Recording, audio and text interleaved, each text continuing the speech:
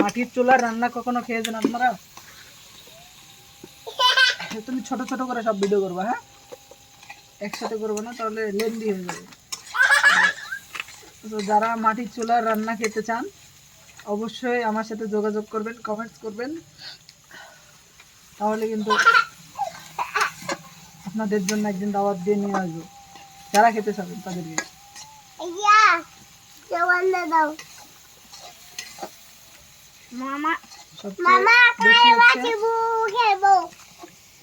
কষায় নিতে হবে, পেঁয়াজ মরিচ যত মশলা আছে সবকিছু ভালো